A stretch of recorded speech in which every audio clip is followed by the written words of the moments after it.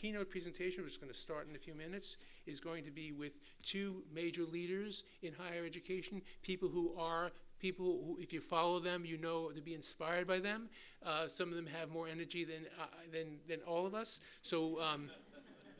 Combined. So, we just really are very, very honored to have Randi Weingarten and Lynn Pasquerella here to talk about unity in defense of higher education. It's an honor for the center to have them speak. And so we're going to be moving ahead now with that presentation. And it's going to be moderated by Adrienne, who's a senior reporter at the Chronicle of Higher Education. And so again, thank you all for coming today. We have a chock full of sessions. Keep in mind, we've also, between sessions, we've now expanded the amount of time to basically a half hour. And that is for you and all of us to use it to develop strategies for unity. So again, thank you so much for being here, and we look forward to seeing you throughout the next 3 days. Thank you.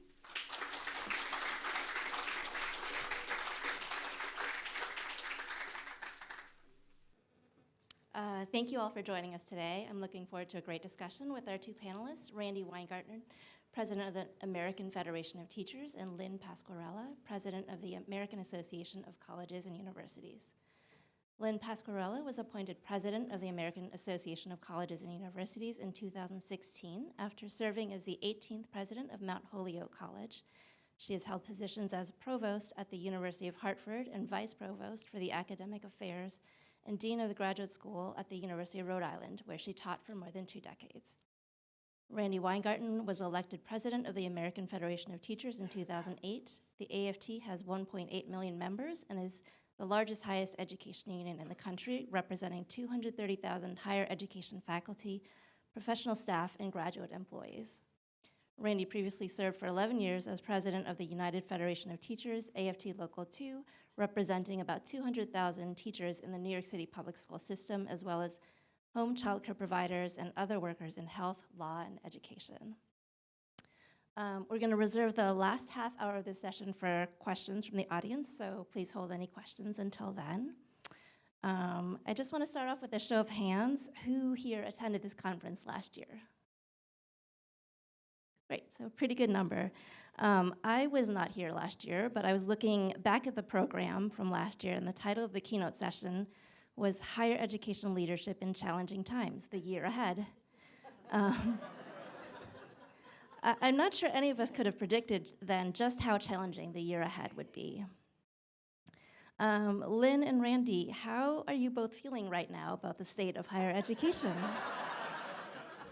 So when Bill asked for a theme song for this conference, the first song I thought of was the Mountain Goats. I'm going to make it through this year if it kills me.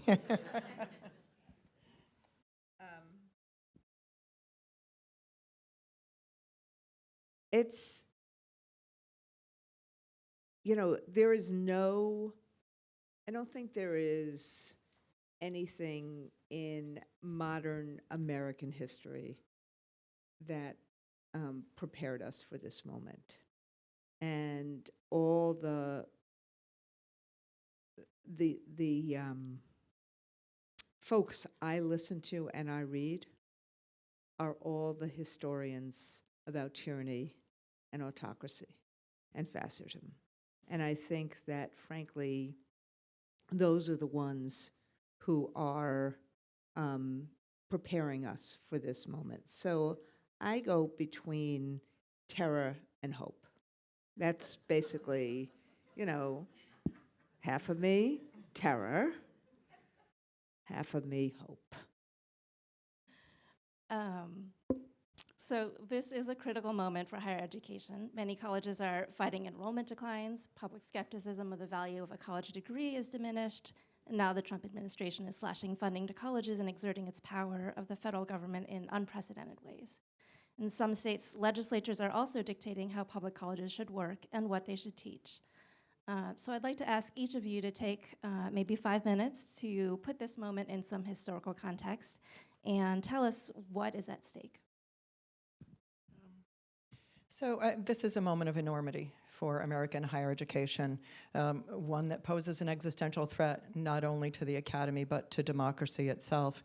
It's a time when our national leader has positioned higher education as the enemy, when Federal research funding has been weaponized, topics of research and areas of study have been censored, and faculty and staff are being threatened with arrest and deportation for expressing dissenting viewpoints.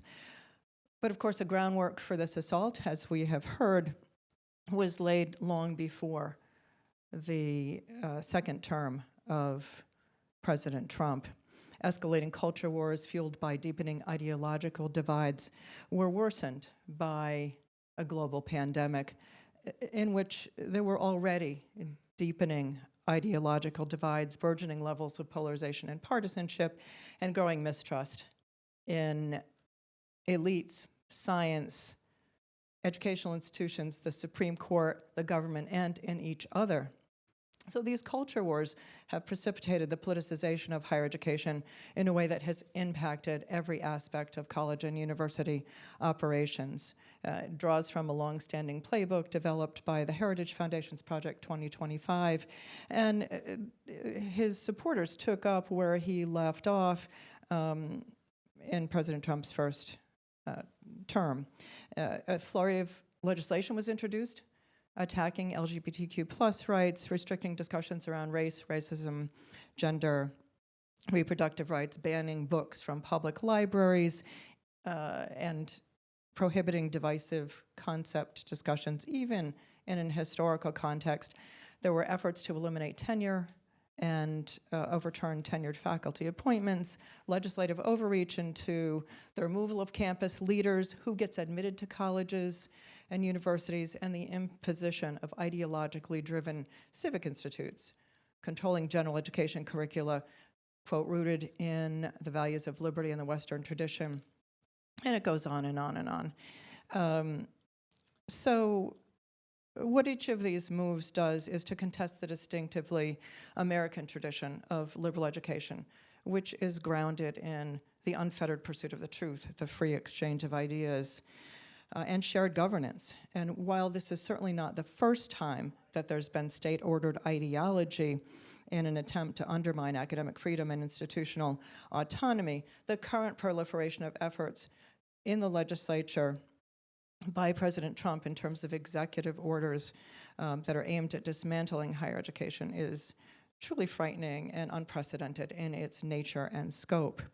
The cause for concern is heightened by the fact that the strength of American higher education is dependent upon freedom from governmental intrusion and ideological filtering. The essential purpose of higher education in a diverse democratic society mandates that the ideas be expressed freely, questioned openly, and evaluated critically, and debated without fear or retribution. And that simply is not the case. Philosopher John Dewey's famous aphorism that democracy is born anew with each generation and education is the midwife arises from his conviction that that democracy is neither institutional nor external to individuals, but instead a moral ideal requiring a habitual faith in both human nature and people's capacity to exercise intelligent judgment and action. Dewey's call for difference and the free exchange of ideas was written at a time when there was rising fascism and authoritarianism and totalitarianism around the world, and he warned that our democratic way of life is imperiled whenever freedom of communication, the give and take of ideas, facts, experiences are choked by mutual suspicion, by abuse, by fear and hatred, which inevitably breeds intolerance in the minds of individual human beings, dividing us into antagonistic factions as a substitute for amicable cooperation. We've learned about the importance of liberal education and the free exchange of ideas from a recent study done by Tony Carnevale and his colleagues at the Georgetown Center for Education and the Workforce, where his report on taming authoritarian attitudes points to the fact that those who engage in a liberal education, in the sense that I've outlined, are less likely to give in to authoritarian tendencies. It fosters self-esteem, independence, and a willingness to speak across differences, to engage in the kind of humanistic identification where we imagine what it's like to be in the shoes of another different from oneself. But beyond contesting Dewey's vision and what we've learned about from Tony and his colleagues, this current attack on higher education goes against landmark Supreme Court rulings. We know in Sweezy versus New Hampshire and Kaishian versus the Board of Regents that the Chief Justices in Sweezy wrote that the essentiality of freedom in the community of American universities is almost self-evident. No one should underestimate the vital role in a democracy that's played by those who have the responsibility of training our youth, warned against opposing a straitjacket and against the casting a pall of orthodoxy across our classrooms. And yet this is where we are today. The pall of orthodoxy has been cast in classrooms from Texas to Florida. And if we don't take seriously the enjoinder of the courts to protect institutional autonomy, academic freedom, to determine who gets admitted, what's taught, how it is taught, and by whom, then not only is higher education at risk, our democracy itself is at risk. And the justices ruled that academic freedom is a transcendent value to all of us. And this is what's being eroded. We know from a study that we did at AAC&U in partnership with AAUP and NORC, the toll that this is taking on individual faculty members. They have reported 80% of faculty report feeling chilled in the classroom. They're afraid that students will be recording their lectures, taking their comments out of context, and it will be used against them. And they have good reason to fear this. So we are now at a point where, as Randi says, we have to look back at history. And I'm thinking of the book Priests of Our Democracy, the Supreme Court Academic Freedom and Anti-Communist Purge that First Amendment scholar Marjorie Hines talks about. And she notes the long-term costs of the expansive amount of time it took between infringements on academic freedom and thought in the 1950s anti-communist purge and the Supreme Court's proscribing that activity in Kaishian in 1967. So we need to avoid the same mistakes, and we need to take up the question raised by John Aubrey Douglas in his book, Neo-Nationalism and Universities, Populist Autocrats, and the Future of Higher Education, in which he asks, when are universities societal leaders, and when are they followers, reinforcing the existing political order? And Douglas notes that throughout history, colleges and universities have spurred individual socioeconomic mobility and societal progress around human rights and racial and social justice, while acting not only as the locus for educating enlightened future leaders, but also for opposing oppression and dictators. So he pushes the boundaries of knowledge and generating societal disruption in ways that propel societal rebirth. He says this is the role of colleges and universities. So we must do whatever we can to protect the rights of faculty and students, to catalyze that societal rebirth, and to fulfill the role of being informed and constructive critics by challenging American democracy to live up to its ideals. We must partner with K through 12 in doing this work. And I think about President Cantor all the time, not only for her gracious hospitality, but for the fact that there is no better exemplar of the moral courage necessary to lead in these times, and there's no better exemplar of someone who leads with love. Love for community, love for students, faculty. So thank you. What she has done, and I'll end with this, is to put at the forefront of the minds of every campus leader the need now more than ever to serve as anchors in our communities, to demonstrate that our success is inextricably linked to the psychological, social, economic health, educational well-being of those in the communities in which we're located and those we seek to serve. And she says we have to stop telling people what we're good at and instead adopt this outside-in perspective and ask, what are we good for and what can we do for you? So that's why we're here today.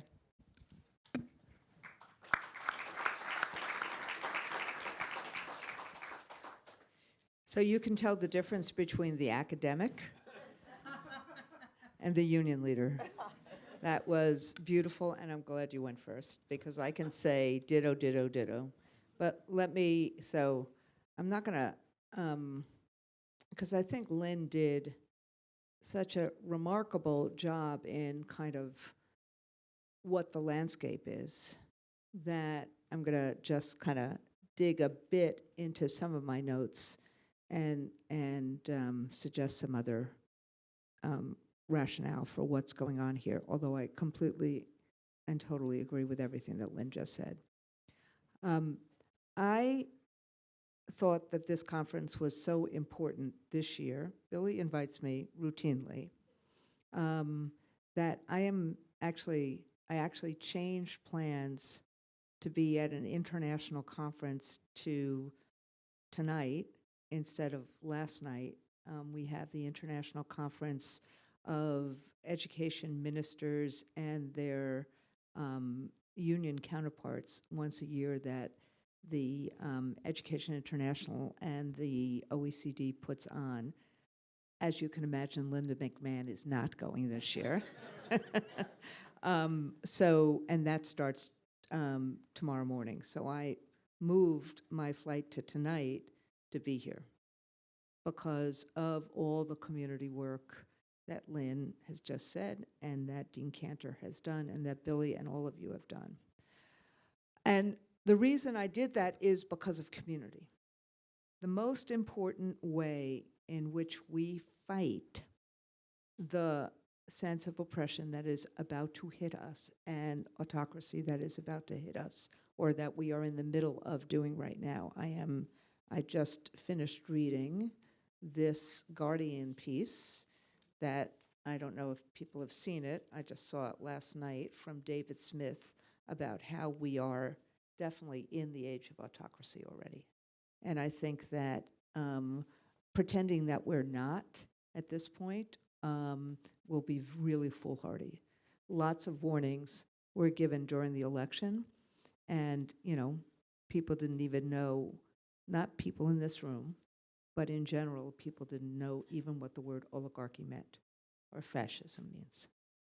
So I think we have to take one step back and ask the reason why before we identify all the things that are going on. And I gave a lecture, the David Dinkins lecture, at Columbia at SEPA in December, where I tried to outline the reasons why. And a lot of the anger that led to Trump winning the popular vote is economic anger, punctuated by cultural anger. One may want to label people who voted for Trump. I'm not going to do that. I'm going to just look at the economic issues and the issues about the race, of the change of what has happened in our society.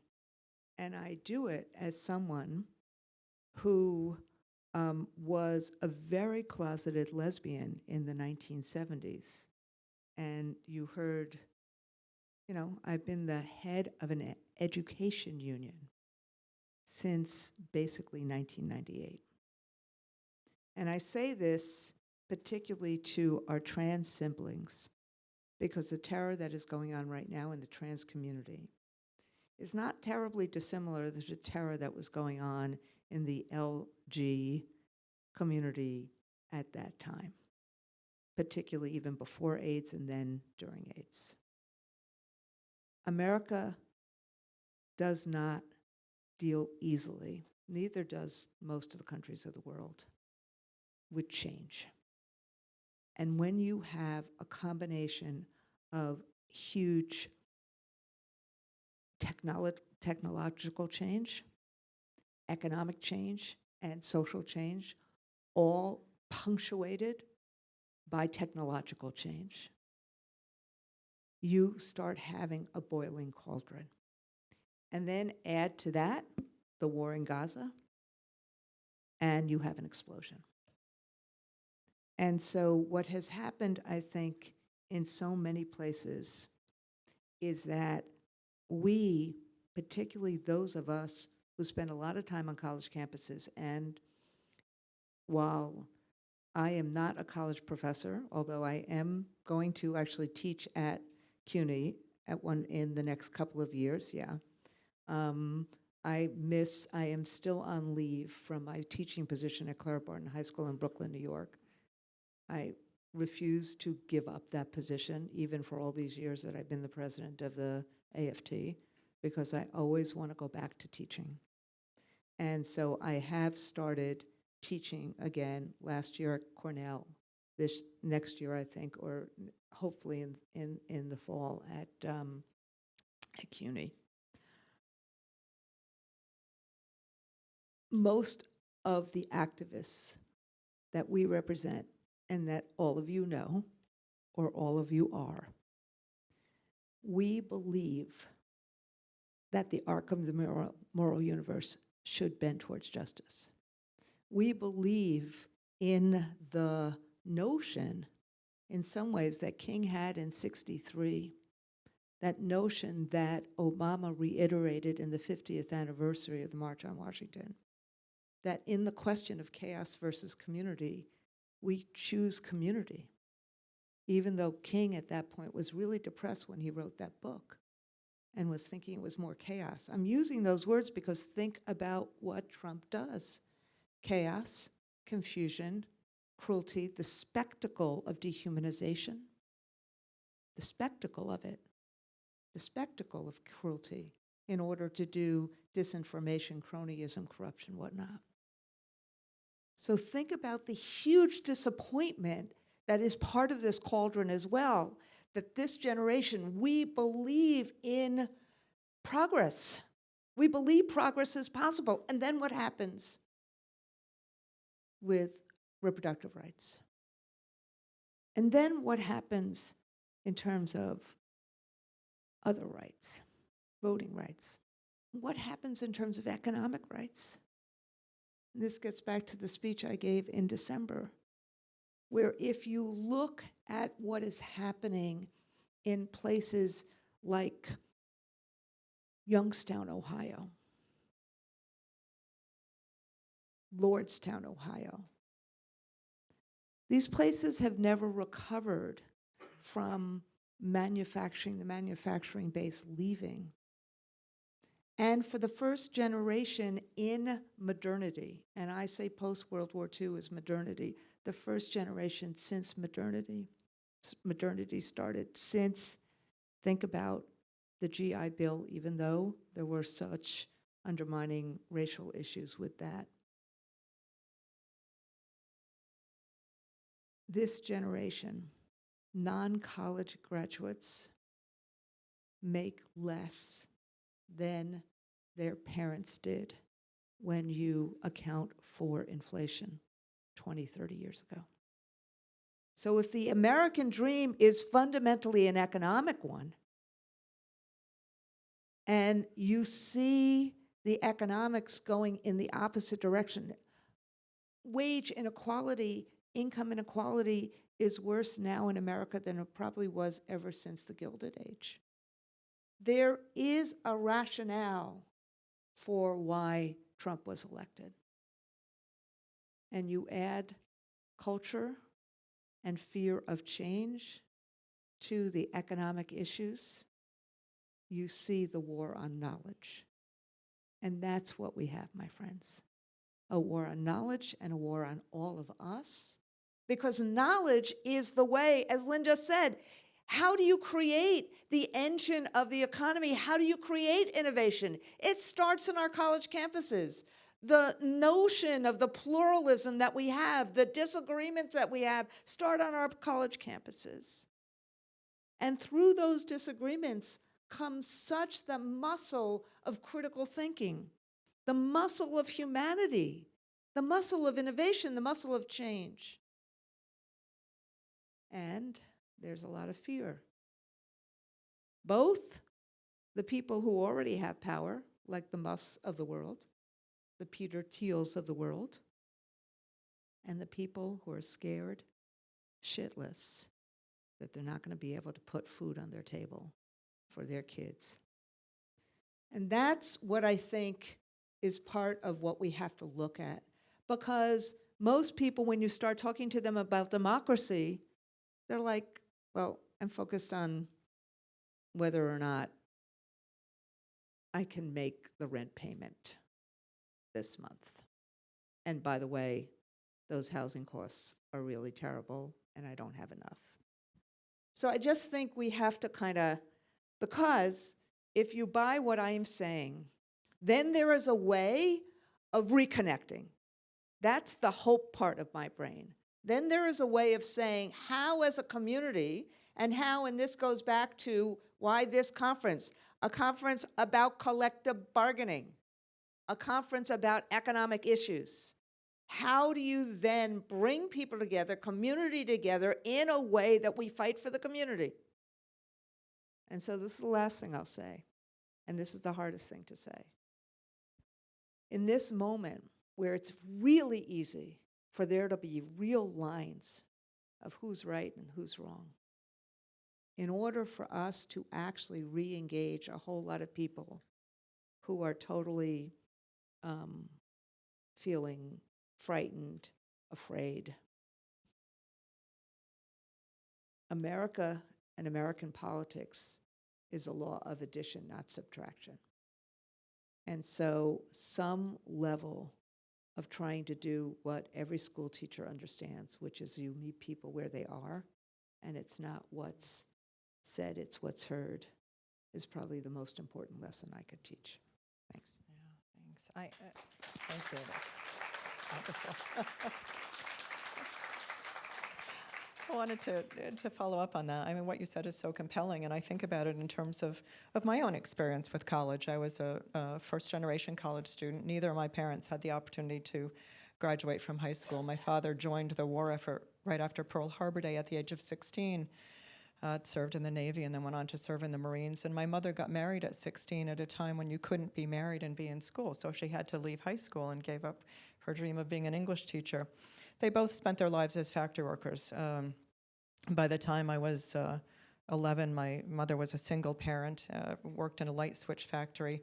My father worked as a welder at Pratt & Whitney, and I was able to escape the factory work I had done alongside my mother the previous summer when I graduated from high school, only because of funding under CETA funds, the Comprehensive Employment and Training Act, then funds reserved for those who were at risk of being permanently unemployable due to extreme financial hardships. And I went to community college and transferred to Mount Holyoke a few years later, and then went on to get my PhD at Brown in philosophy. And when my mother was too ill to attend my graduation from Brown, but I invited my father, and he said,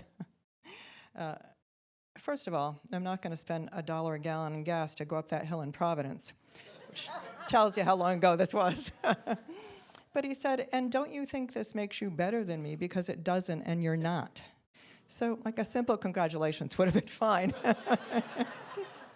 But it made clear to me the extent to which he felt genuinely threatened. He may have been proud of me on some level, but he was truly threatened by my education because it thought it would separate me from him, his values. And so I think about the fact that I was able to sit down with my father, have a table conversation, and convince him that I was the same person, but I had greater opportunities that I wish he had had. So the question is, how do we have these table conversations with people across the country to create that sense of kinship, welcome, and belonging on our campuses at a time when there is legitimate concern that our campuses are too expensive, too difficult to access, aren't teaching students 21st century skills? We cannot change the narrative around this notion that we are bastions of liberal progressivism intent on brainwashing the next generation of snowflakes in this post-truth era when we don't have the trust of our community members. And so that's why I so appreciate what you said. Thank you.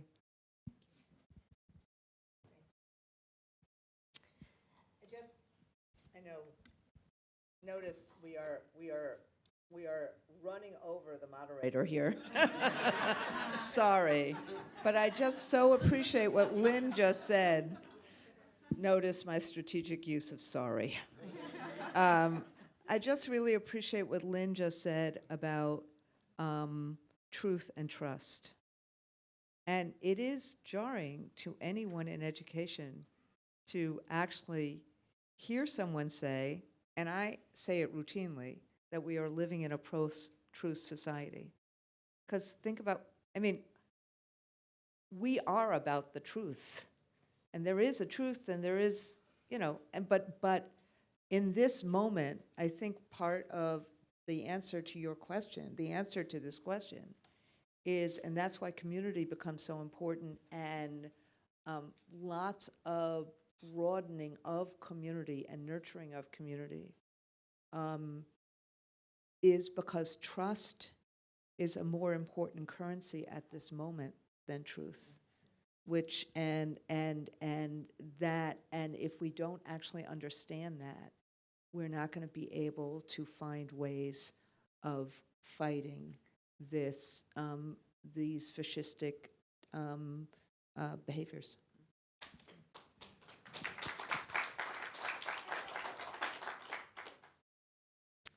Thank you both, and I welcome not needing to interfere, so this is great. We're in New York, and Randy, you mentioned speaking at Columbia. After the Trump administration threatened $400 million in federal funding, Columbia University announced Friday that it will comply with their demands regarding many issues, including on-campus police, student discipline, placing the Middle Eastern, South Asian, African Studies Department under what appears to be academic receivership by another name. Columbia's interim president said many of the demands aligned with steps it was already taking, and yet some legal scholars say that the federal government's threats were clearly unlawful.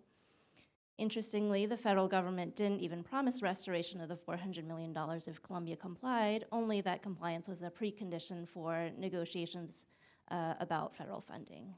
So what is your response to Columbia's actions, and what are the implications for other colleges? This is a time of extraordinary moral distress for campus leaders across the country, where they feel like they're being coerced into making decisions they believe are unethical, but they feel they have no choice. And in many cases, this moral distress has morphed into moral injury, which results from the continual erosion of one's moral compass. As a former college president, I know better than to criticize any president without an understanding of the full circumstances under which the decisions are made. And yet, I was interviewed minutes after this decision happened by Financial Times, and I said, this runs the risk of empowering those who are eroding the fundamental purposes of American higher education, America's historic mission of educating for democracy, by infringing upon academic freedom, shared governance, institutional autonomy in ways that fulfill this effort that President Trump is engaged in to dismantle higher education, not to reform it, but to dismantle it. And that genuinely concerns me.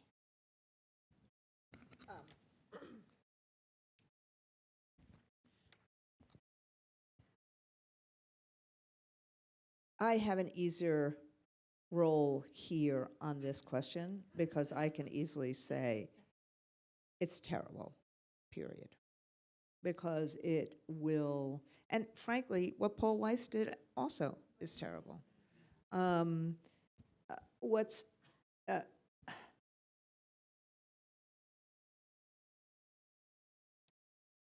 The authors of Project 2025, the people who are close to Donald Trump, they have fallen in love with Viktor Orban and what Orban has done. What is really terrible about what Columbia did is twofold. Number one, if you were going to do any of these things already, why didn't you do them? And number two, and I'm not suggesting that some of them were good or bad or whatever. I am one of the people who believe that the weaponization of anti-Semitism right now is going to actually make Jews, including myself, less safe, not more safe, and that wedging in this kind of way is absolutely wrong.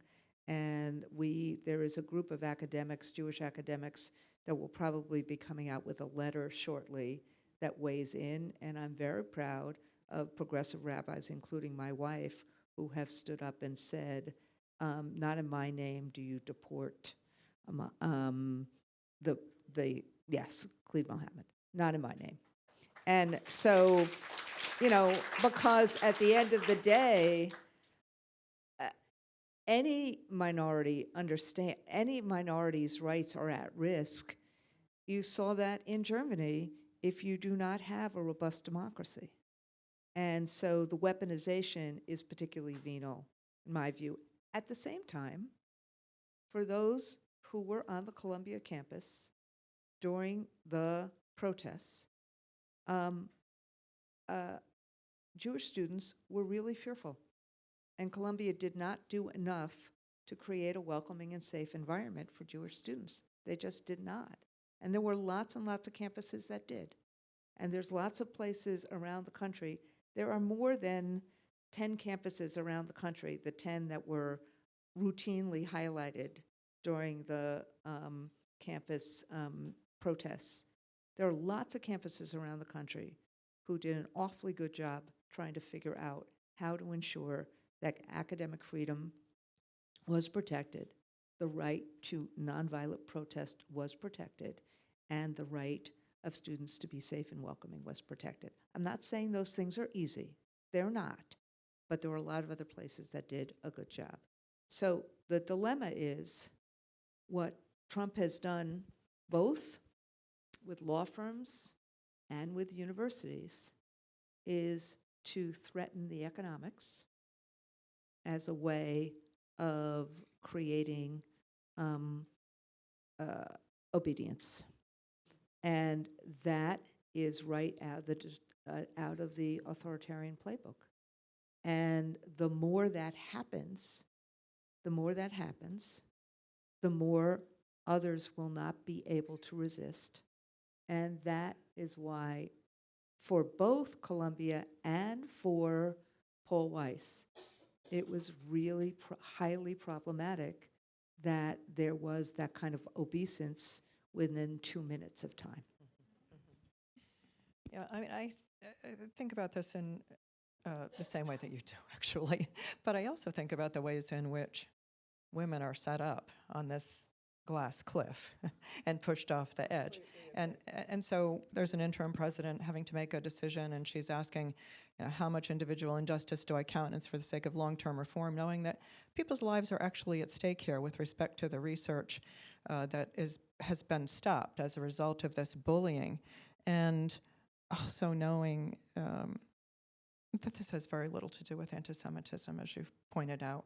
We saw in the congressional hearings on the Hill and from the Committee on Education and the Workforce, this notion that diversity, equity, and inclusion will inevitably slide into anti-Semitism is false, but none of the questioning focused on anti-Semitism. It focused on trans students in locker rooms and whether President Trump had been invited to particular campuses.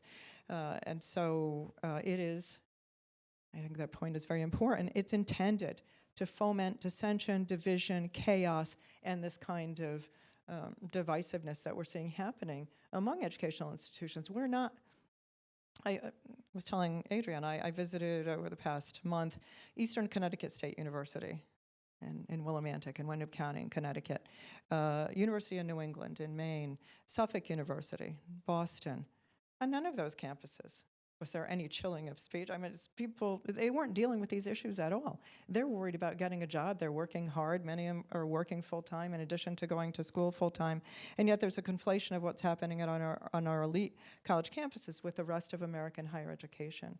And those who stand to suffer the most are those who are at the kinds of institutions I just mentioned. We need to foreground the transformative power of the education that they are receiving at our public liberal arts colleges and universities, and the diversity and strength of American higher education that comes from a difference in institutional types. And that, in some ways, and I'm looking at Julie Smith, who is the head of our division on higher education, one of the things that we're trying to do is lift up those examples and engage in that work. And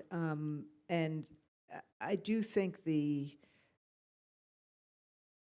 part of my answer when I said terrible, I didn't say they were wrong to make that deal. I don't know if they were wrong to make that deal. It's easy for me to say they were wrong to make that deal, but I do worry, like you do. There's millions of dollars of research, so that's why I'm saying, who am I? I don't know, I'm an outsider. I thought it was terrible. The implications are obvious. What would any of us do if we were in the middle of that situation at that moment? And the implications on, and let me just also say, stay tuned, because AFT and AAUP will be doing something about this coming week. So I don't want to, we will do what you expect us to do. AAUP is part of AFT. We will do that, but stay tuned. I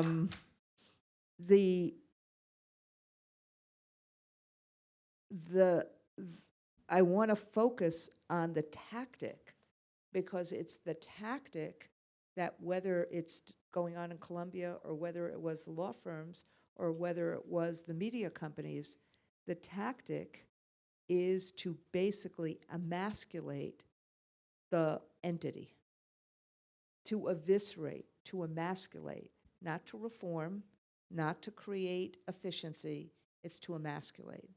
And I think that we need to, as a community again, think about how to lance that tactic and not let that tactic then bulldoze everyone else. And if you've noticed, in terms of the federal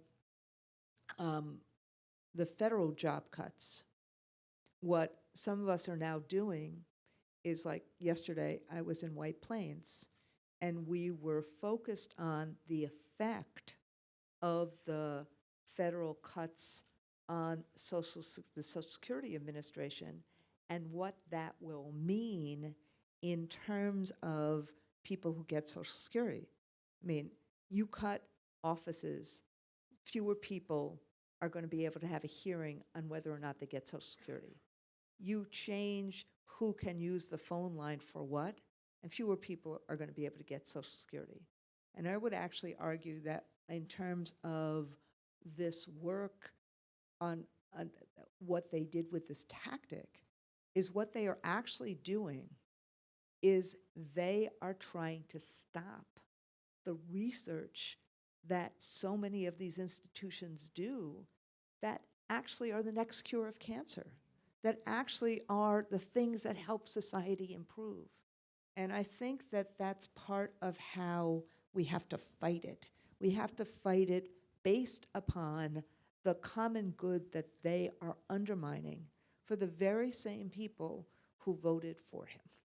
Yeah, and I think one of the biggest concerns is the anticipatory compliance, the overcorrecting, the preemptory compliance in ways that empower further these individuals who have made such egregious statements. Of course, we want to take a scalp from Columbia. Columbia is our first target, as a warning to all other institutions. And so they are scrubbing DEI from their web pages. They are closing down departments, and they're really acting in ways that will hurt American higher education for decades to come. Someone told me that a class at Columbia now has to be called Earth Science instead of climate. Is that happening here too?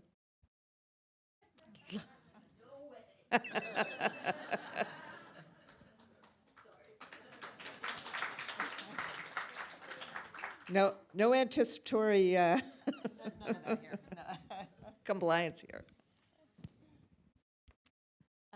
Yeah, so on the topic of anticipatory obedience or preemptive compliance, we know it will likely take years before some of the legal challenges that are now in the courts are fully settled. So how can colleges walk the line between defending their rights without threatening their own viability and the livelihoods of those who depend on them? So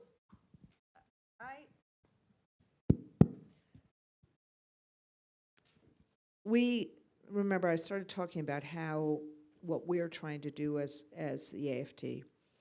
One of the things that I've suggested to our members and our leaders. And it's less able to be done in an urban area like a Hunter, but much more able to be done in where most of the colleges and universities in the country reside, which are in small towns and rural areas around the country. And I would even consider, I love Providence, but I consider it a small town. Not just because of the nature of the community that is knitted together. We should be spending a whole lot more time in communities with small business, with the people there, as a way of creating a defense to all this. Take a place, like let's take the SUNY campuses, Cobleskill, Oneonta. Take New Jersey. We have the head of our New Jersey Federation is here. Ramapo, Montclair. All those small college, or not small, but all those colleges you just listed off.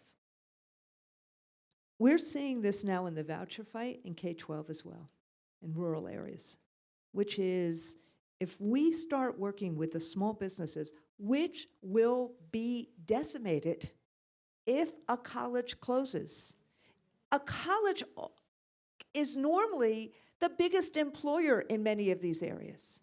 So let's lean into the shared economic fight that we would have and that we should have in terms of ensuring that a community can still sustain.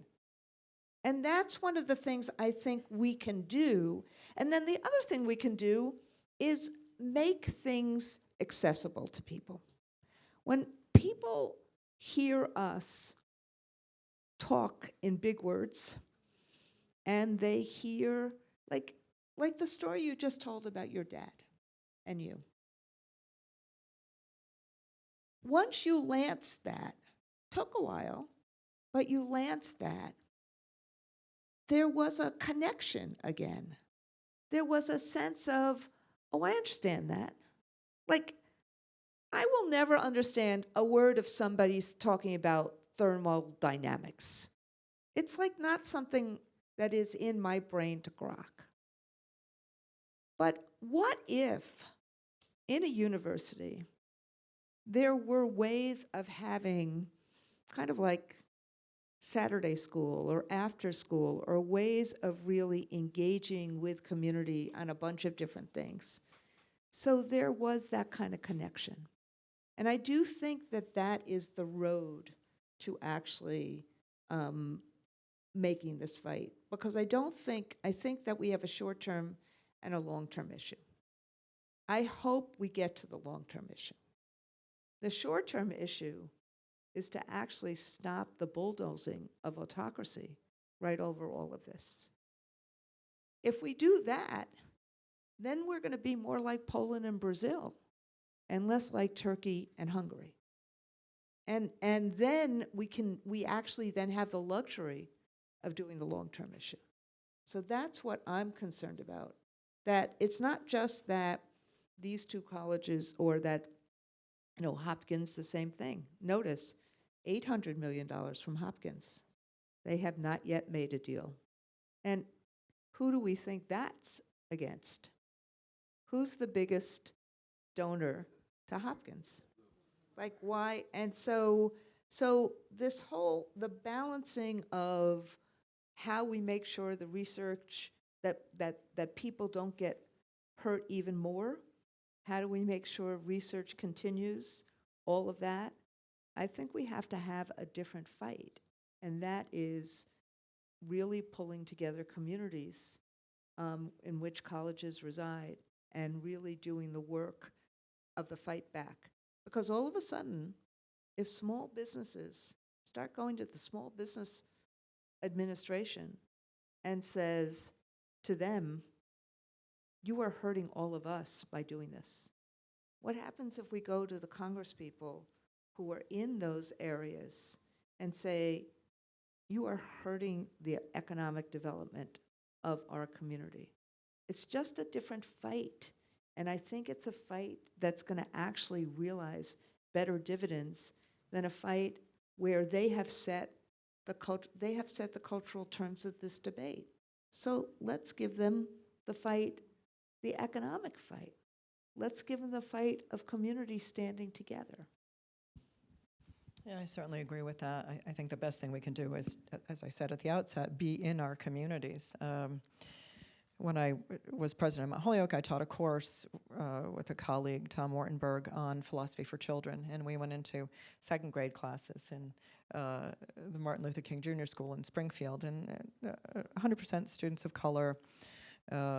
Most would be first-generation college students, and we used children's books, Frog and Toad, Morris the Moose, The Giving Tree, a whole range of books, to talk about philosophical principles. We didn't teach them about Kant and Descartes and Locke, but we taught them how to disagree with one another, to speak across differences, to stand up for a point of view, but also to acknowledge the possibility that some of their most fundamentally held beliefs might actually be mistaken and not be threatened by that.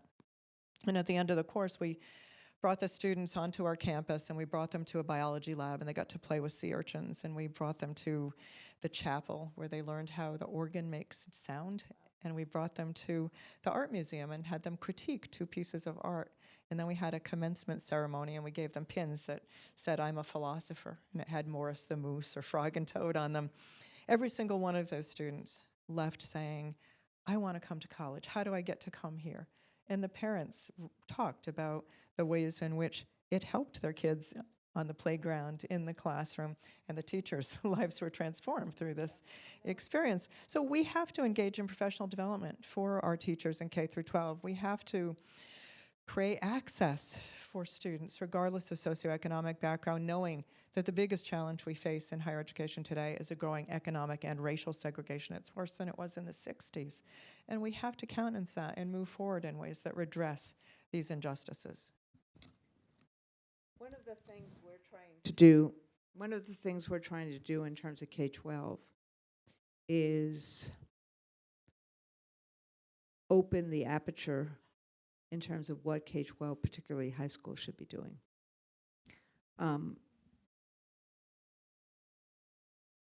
High school, since No Child Left Behind, has essentially only been college prep.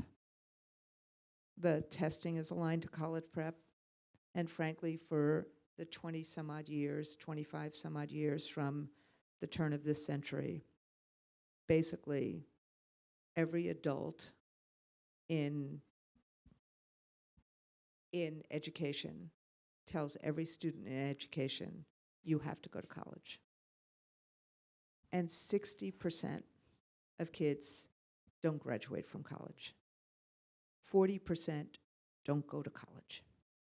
So part of, I think, the anger in the country is think about what the dynamic we're setting up, particularly since college is now really, really, really expensive.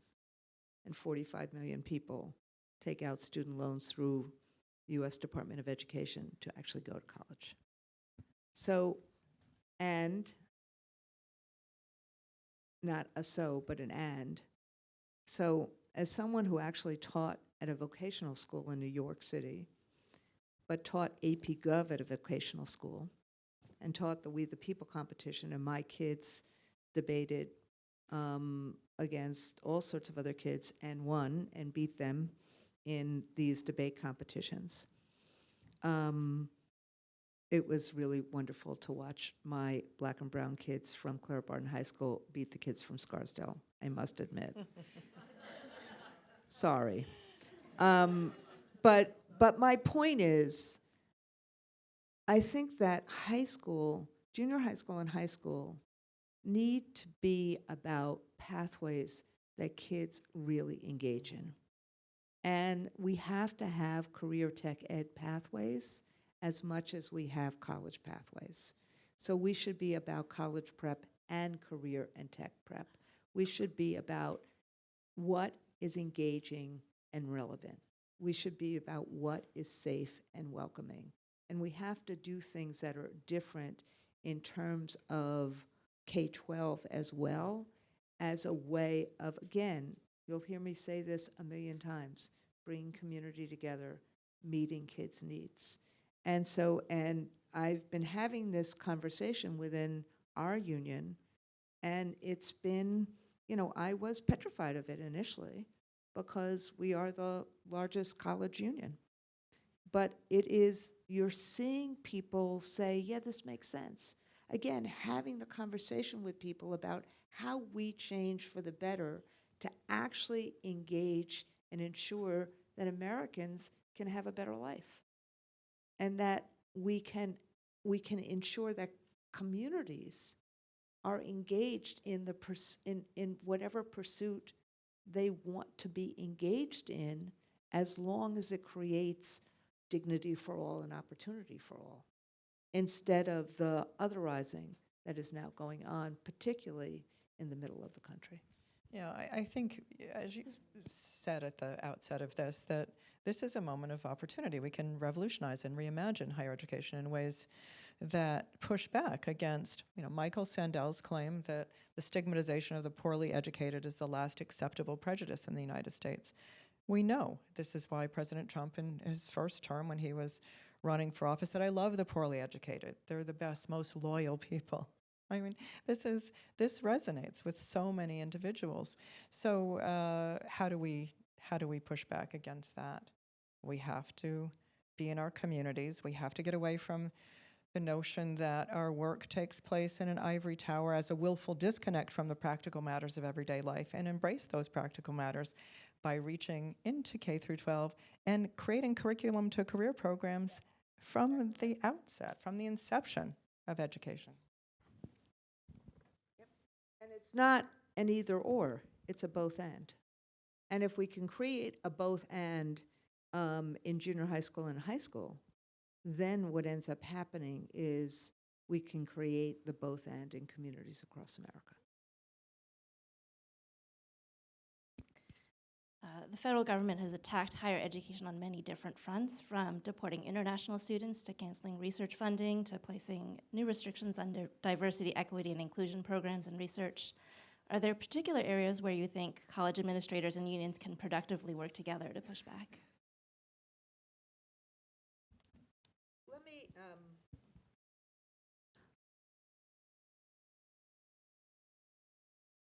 the fight against the words DEI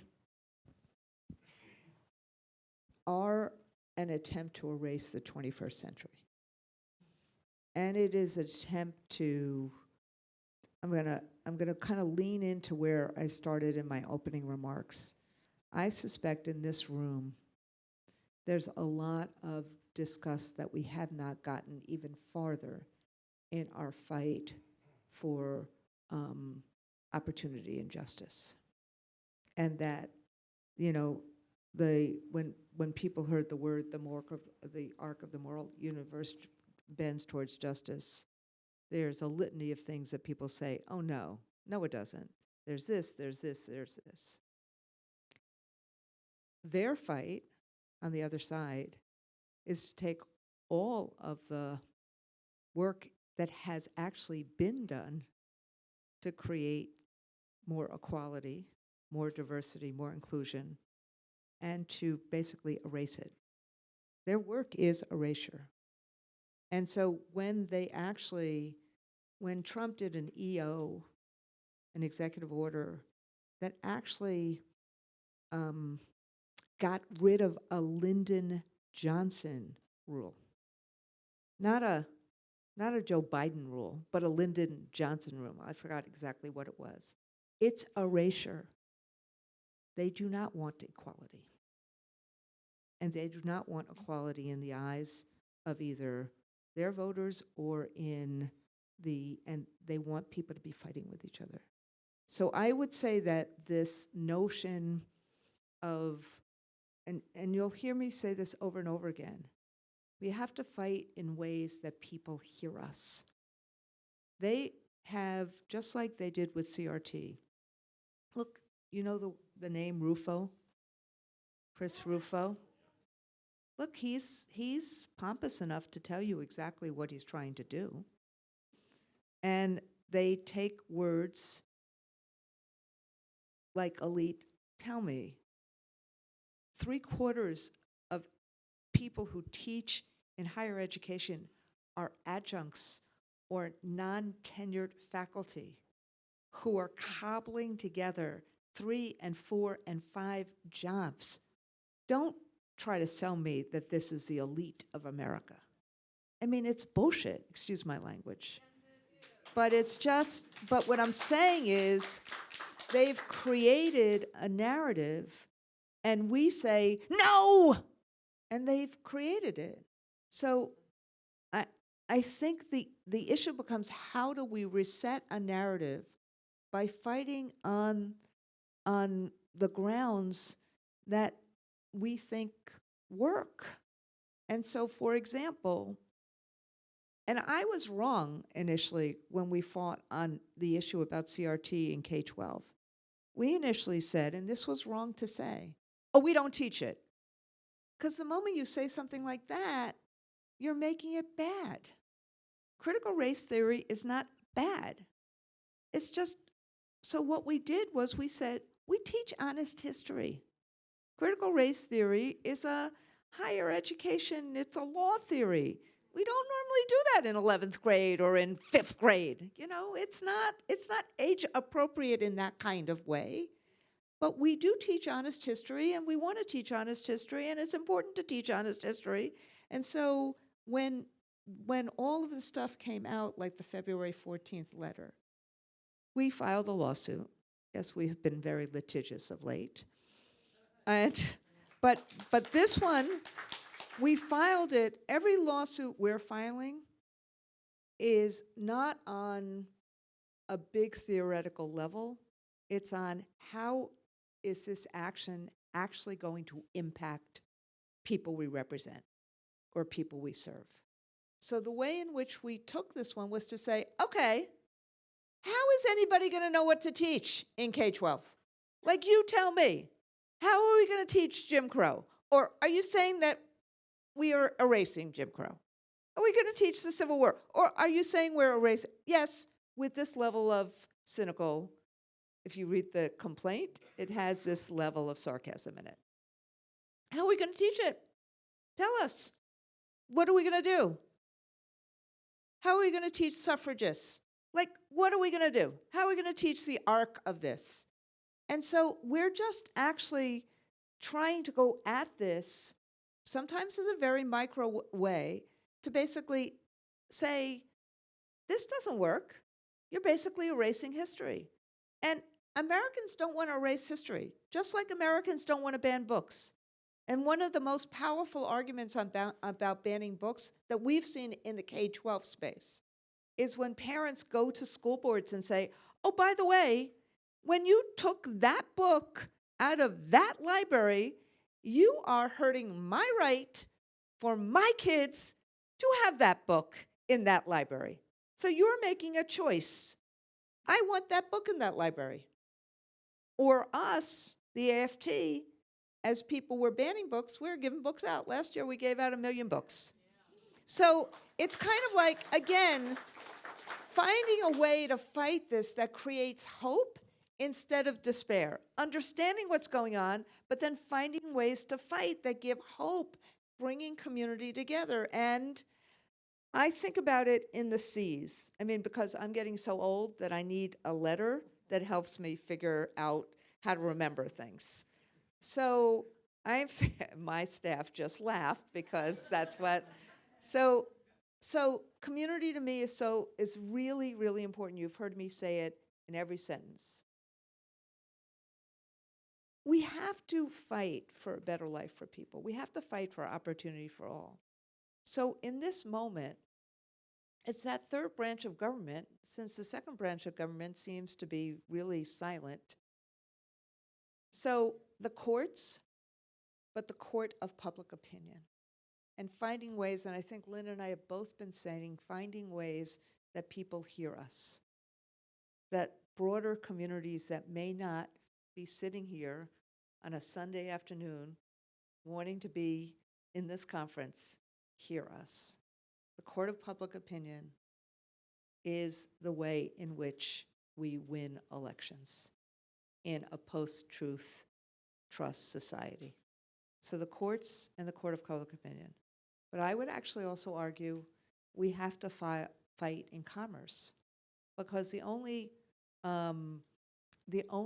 conversation that these billionaires seem to understand is do-re-mi. The only one, because of who they are and what they do. And I think if we're fighting in the courts and the court of public opinion and in commerce, that is when Congress, particularly the people who don't listen to us, will start listening.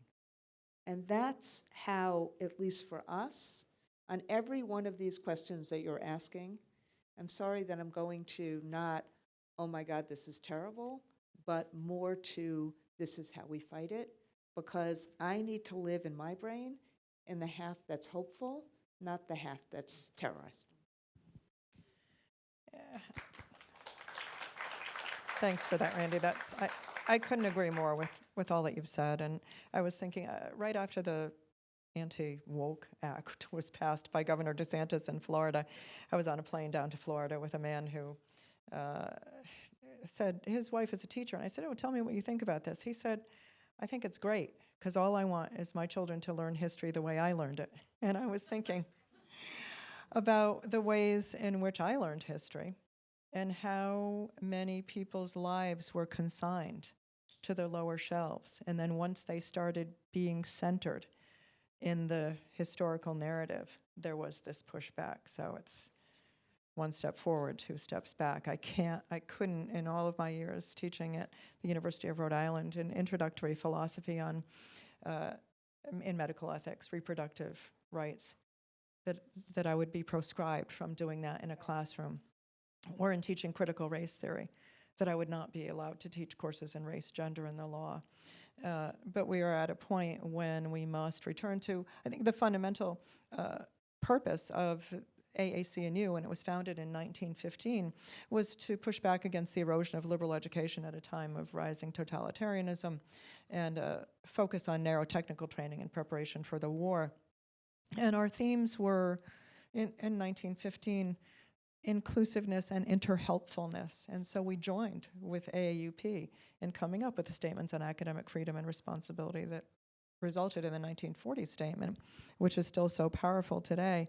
But even there was an almost offhanded remark: we don't even need to consider seriously governmental intrusion into research, because that is so sacred, so sacrosanct. And yet, this is what's happening today. We have to return to basics. We have to engage in these principles of inclusiveness, interhelpfulness, if we're ever going to make progress. So we appreciate the partnership with you.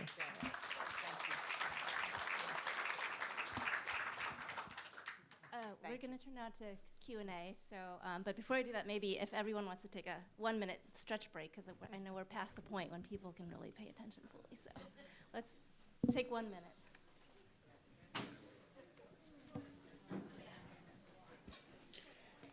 So when questions begin, we're going to ask everyone to use a microphone that Jess Baker will be handing out.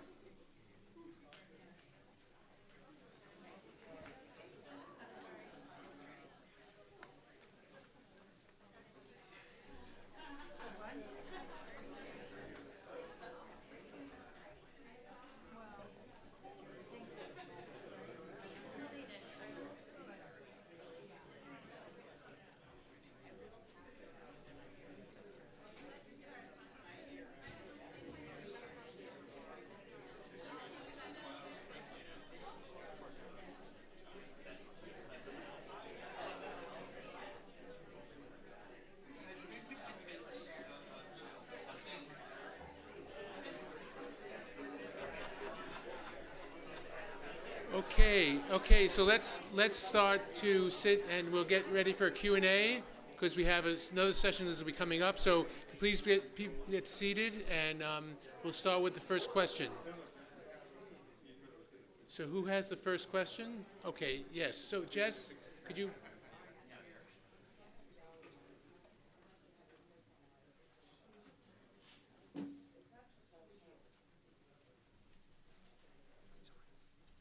was a wonderful discussion and a lot of ideas from the large to the smaller and community.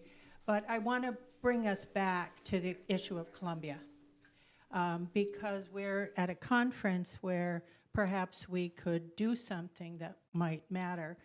And I want to kind of put it to the panelists, but also to the audience of what can we do at this time to meet the moment? The moment, a gauntlet has been thrown our way with Columbia, and we have to pick it up, and we have to preserve the space to implement a lot of the ideas that you're putting forward, which are slower. So I'm wondering if what needs to happen is for for a call for the president of Columbia to resign, by alumni of Columbia, by students, perhaps by this body. I'm kind of putting it out there. Could that be a pushback? Because that certainly is something we need for all, because giving in at this moment, we know is not, it accelerates the asks that are going to be made of other colleges, and we have to push back. So what do we do to meet the moment? I'm suggesting one thing. Well, there are already calls for the president to resign by many faculty on the campus, but we've seen what happened with the resignation of the previous president. I think, what we can each do individually is to make clear every chance we get what's at stake in this fight against authoritarian, autocratic leadership. But we can work together. As I mentioned, we can work together to issue statements, to write articles, to meet with our communities and create a momentum around positive change in higher education in ways that really do empower individuals on campus. I don't want to step on some of the stuff that we're doing next week on it, and I'm not at liberty to say it yet. So I can't, I'm not at liberty to say that. But I do think in terms of one's own campuses, there are a whole bunch of things that one can do in terms of one's own campuses. And one of the things that people don't expect is they don't expect labor and administration and students to be working together to say, not on my watch. And I think that there's something that actually can be done, not retrospectively in terms of Columbia. We will fight it. The AUP chapter there is fighting it. As I said, we're going to do some stuff this week on it. But in terms of CUNY, in terms of I don't know where everybody is from, but I think that it is incumbent quickly to have meetings of labor or shared governance meetings with students to basically start doing a fundamental Bill of Rights on certain things. And so we're starting to do that ourselves in terms of saying, we've done it in a academe article that's coming out shortly, but it's essentially, for us, there's like 4 or 5 things that can be done together. So I don't want to, I would say that more important, I don't want to say that what is happening on Columbia is not important. I'm not saying that. But for the people in the room and the other places that you're at, finding ways to stop anticipatory compliance is going to be really, really, really important.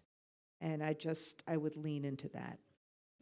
It's such a good question that you started us off with. And Michael Roth, the president of Wesleyan, called me this week and asked basically the same question. He said, I'm trying to get presidents to join me in pushing back against this, but nobody wants to join a letter.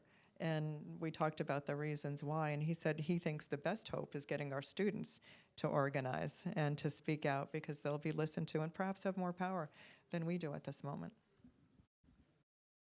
Hey. Yeah, Thank you so much. This has been really wonderful. And I want to exploit the fact that we have a philosopher on the panel. But one of the comments you made was that a successful tactic has been degradation and spectacle. They're successful. Yeah. And I was wondering if you could speak to a little bit, what does it look like, or does it even matter, to promote the dignity of our institutions in a way that doesn't entrench hierarchy or not move them forward?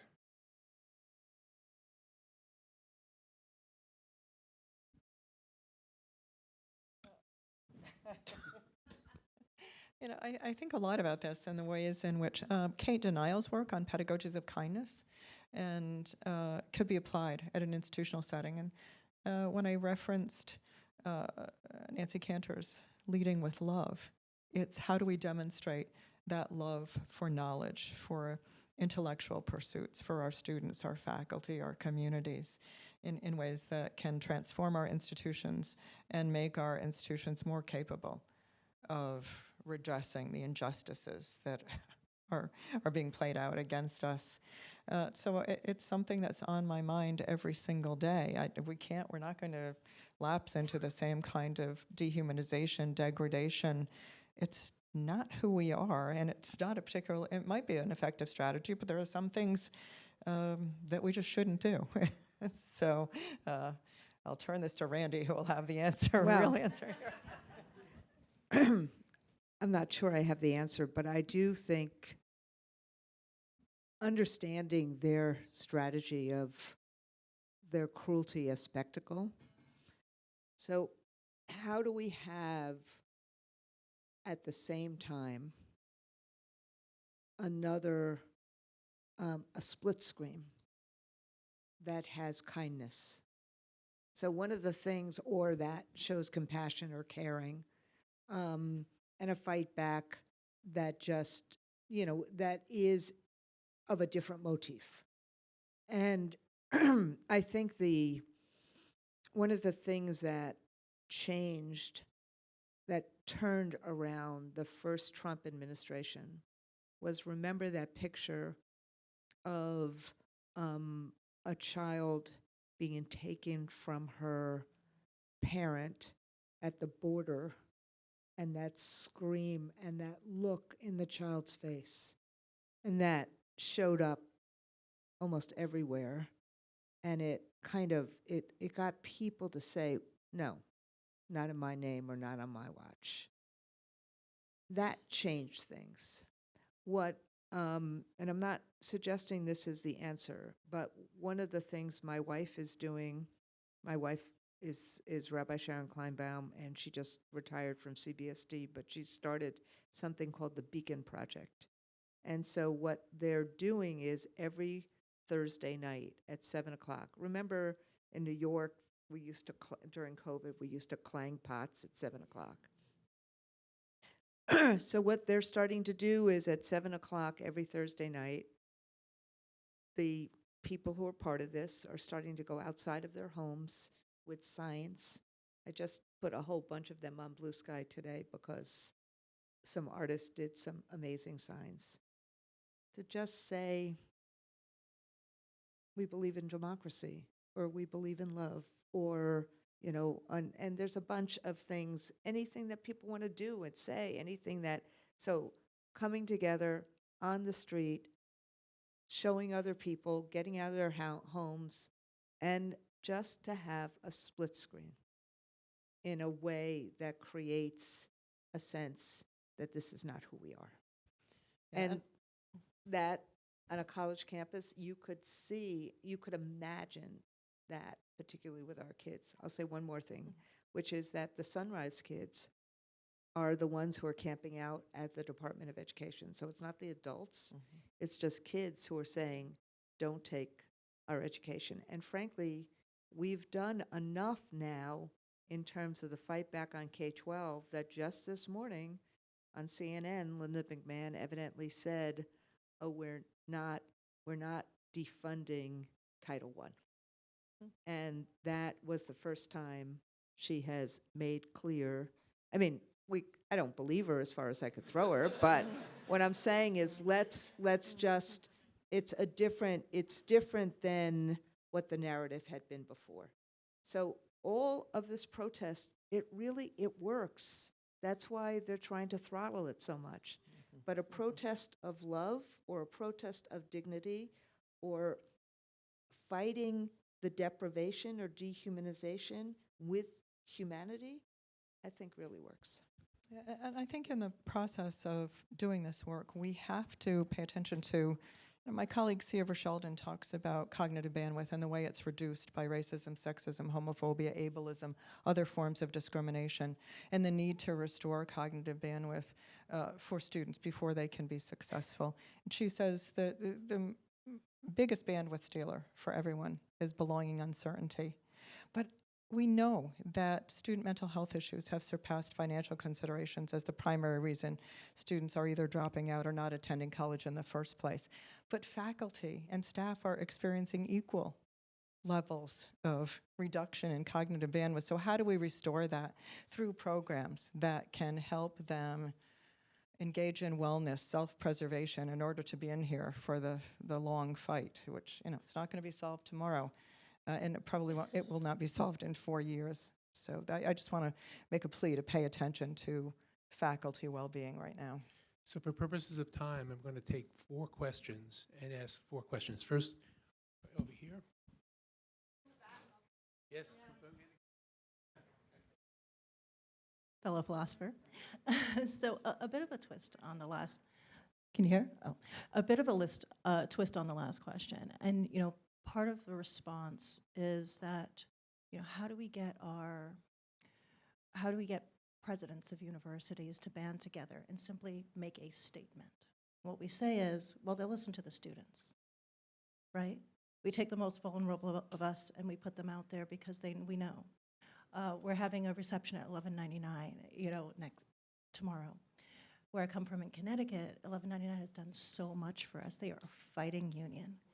But at the end of a session, what we do is we put the most vulnerable women, usually black women who live in poverty, literally out on the street in order to buttress the moral courage of the men in the suits in the building who simply have to say something uncomfortable to their colleagues even though they dominate the legislature, right?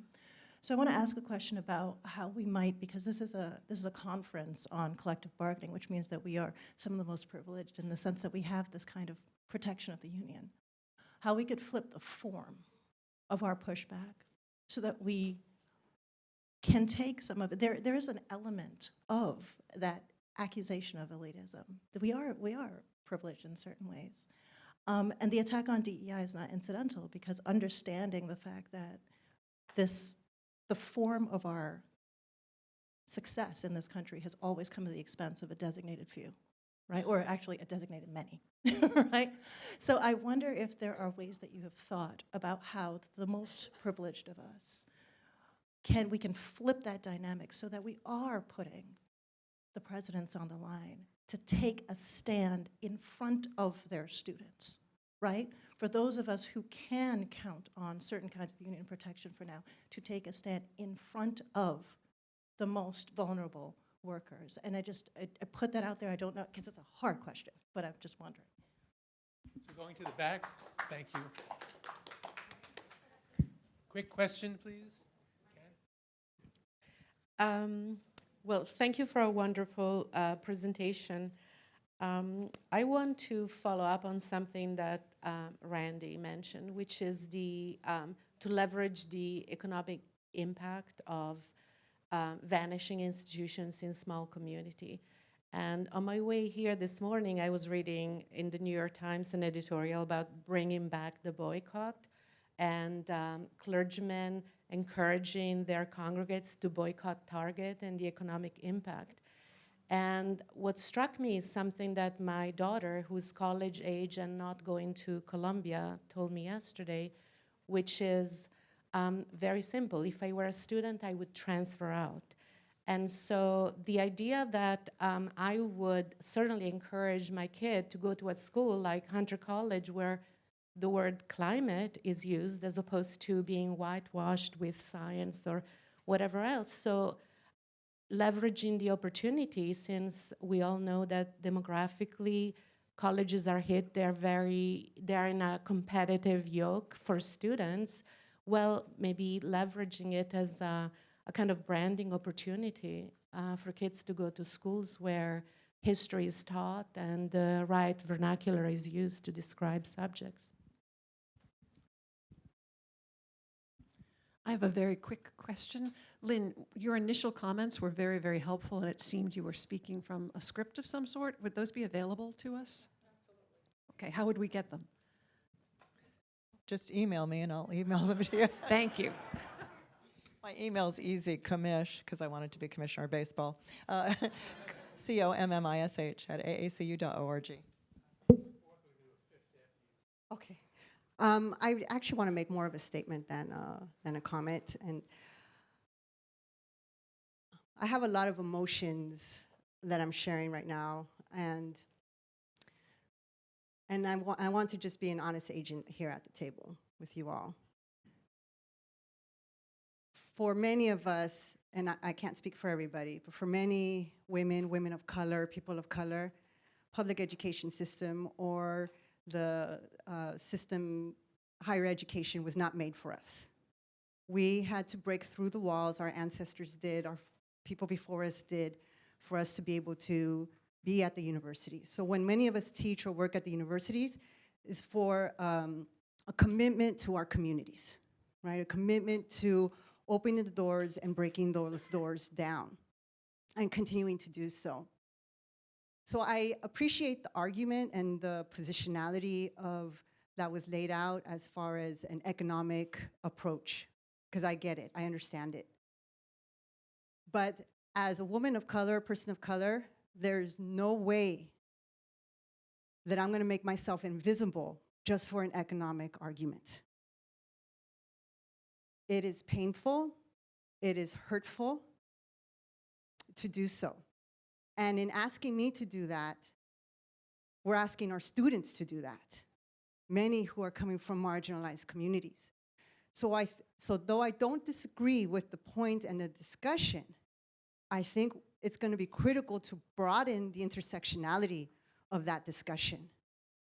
We're going to have to broaden the intersectionality of that discussion to know that when we're seeing a list that's being read out that's saying, do not include words, Black, Latinx, woman, Asian, Native American, LGBTQ, trans, it's all of it, right? And so I think there's a reimagining, like you shared, that we have to do, a reimagining of how we organize, a reimagining of how we're going to do that, but do not ask us to be invisible. And I'm not saying necessarily you are, but the message can be interpreted that way, because I've just heard it that way this morning in a different conversation.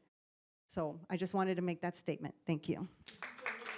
Oh, my name is Margarita Berta Avila. I'm the Vice President for the California Faculty Association. Who is the next president of the California Faculty Association? Can we let me just say, if you heard me say that, then my bad, that was not my intent at all. I'm saying that I think we have to fight the democracy issues economically because people are not seeing the democracy issues. On identity, that's part of the reason why I think that it is really painful that they are trying to erase virtually all of us. And the pain in it, they are intentionally inflicting that pain. And so what I'm just suggesting is we have to open our aperture to think about how to fight back to win. And that's what I'm trying to suggest. But if you thought I was suggesting that we erase ourselves, no freaking way. And my apologies if you heard that. Thank you, to the panel and to all the comments. My name's Risa Lieberwitz. I'm the president of our Cornell University chapter of the AAUP, and prior to this, I was general counsel for the National AAUP. I'm so glad to be here with so many people. So what I wanted to return to was the pressure on university presidents. There's a lot of great organizing that's going on campus and in the country, and that's good, and I'm hoping, of course, it's going to build. But I think that it's not enough for presidents to say, oh, I don't want to sign on to a letter. And I admire Michael Roth and the kind of work that he's done. But this is the time to really put the pressure on these presidents. In 2016, hundreds of university presidents signed on to a statement supporting DACA students and undocumented students. They can do this. And so this is the time to be brave. And a lot of us are being brave. The people who are facing deportation are being brave. And it's time for the university presidents to do, I don't really think they're brave, but they need to do the right thing. And part of this is also recognizing that the groundwork that has been laid to enable fascists like Trump and his ilk to do what they're doing, we also need to put some of that groundwork at the feet of university administrations who have done things that have allowed the sort of no from Columbia, the sort of yes from Columbia in terms of acceding to happen. And so just think about the repression of freedom of speech that happened before Trump was elected on campuses. Think about the extreme discipline that was taken against students, including international students on visa, which is setting them up for attack by ICE and other federal immigration enforcement officers. The lack of support for surrounding communities who are angry at the universities because they don't pay their fair share. And the ways in which university administrators are kowtowing to their donors and trustees. And so, yes, it's time for us to work together. Yes, we have common interests with the university administrations, but what will happen, what will make this happen is pressure. And I think that we need to do that because for all the university administrators to say, no, we are not going to give in, that's power. So I think we do need to do that in a very, very well-organized way. Thanks.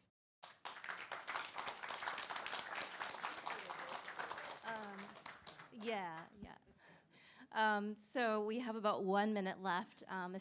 If either of you want to respond in the remaining minute, or if you want to think ahead to this conference next year, if we're living in the hopeful side of Randy's brain, where in an ideal world, what would we be talking about this time next year?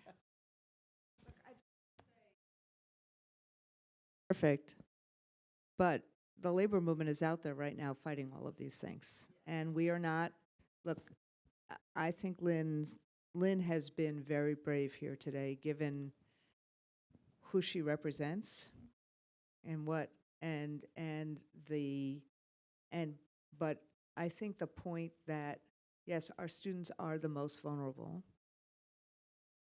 Nobody wants to put them out, or I shouldn't say no one. I don't want to put our students out in front of us. I always, as the leader of the AFT, walk in front of our students and in front of our members because I feel like we have to show the courage that we're asking other people to show. I can't talk for anybody else. But I do think the point I'm trying to make over and over and over again is that if we as a community don't show that courage, how are we going to ask anybody else to do it? That's the point I'm trying to make. Yes, we have to pressure other people, but if we don't do it ourselves, how can we ask other people to do it? So I'm trying to say to all of us, how do we do it? What are we doing? How do we end up creating community? And there's a lot of anger even in this room. So how do we figure out what was heard before? How do we figure out how we make people feel like we are each other's allies and friends and comrades, walking side by side and shoulder to shoulder with each other? And when we do that, we will take on these autocrats. Because at the end of the day, Democracy only fails when the opposition dies. So my plea to all of us is don't let our opposition die. Thank you.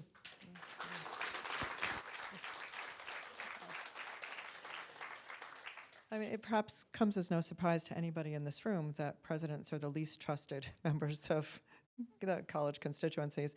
And votes of no confidence are at an all-time high. Only 34% of students say that they trust their campus leaders. There are presidents like Pat McGuire, who has been unapologetic in her defense of stance against institutional neutrality and saying we must speak out, we must speak for the truth.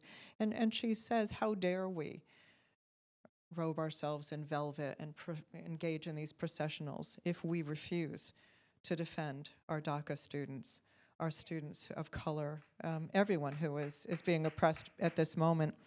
And she's exactly right. But there are those also like Mary Dana Hinton, president of Hollins, who says, while she applauds Michael Roth and Pat McGuire, there's so much going on behind the scenes in state capitals and legislative offices where people are working to change legislation, to make a difference. And so we have to work together. This is exactly what they want. They want to divide us. They want us to work against each other as a way of promoting their goal of dismantling. And we talked about Rufo, Scott Yenner, and others, where they said they want to position higher education in the way that R.J. Reynolds was. Think about higher education in terms of death and despair. And they will succeed if we work against one another. So let's work together now more than ever. We're thrilled to have you as partners, and please call on us if we can help in any way.